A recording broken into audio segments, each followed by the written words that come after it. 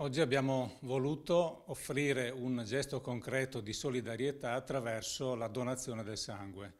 Lo scorso anno si è costituito qui in Consiglio regionale il gruppo dei consiglieri donatori di sangue, organi e tessuti e c'è stata una richiesta pressante di tutte le associazioni venete per la donazione prima dell'estate per sensibilizzare la popolazione, in particolare i cittadini più giovani, di potersi accostare alla donazione del sangue.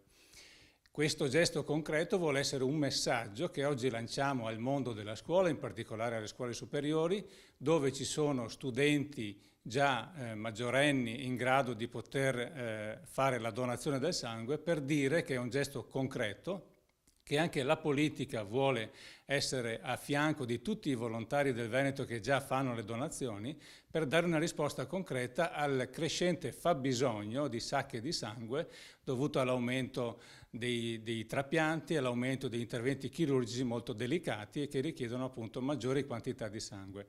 Lo facciamo volentieri, con grande disponibilità e generosità, chiedendo anche di essere imitati in questo gesto concreto. Oggi in vari consiglieri regionali uniti siamo venuti a svolgere un gesto importante, piccolo ma importante per salvare vite, quello della donazione di sangue. E soprattutto in un momento delicato come questo, dove ci sono stragi terroristiche o comunque c'è sempre bisogno di sangue. In bocca al lupo per l'inizio scolastico domani e andate a donare, è molto importante. Ho chiesto alle scuole del Veneto di dedicare quest'anno scolastico ai nostri giovani veneti che andati all'estero non sono tornati. Noi dobbiamo guardare alla nostra terra e alla nostra gente principalmente per dare opportunità di vita. Ecco che invito i giovani a riflettere anche sulla donazione di sangue. Si dona qualche cosa in un momento della vita in cui possiamo farlo.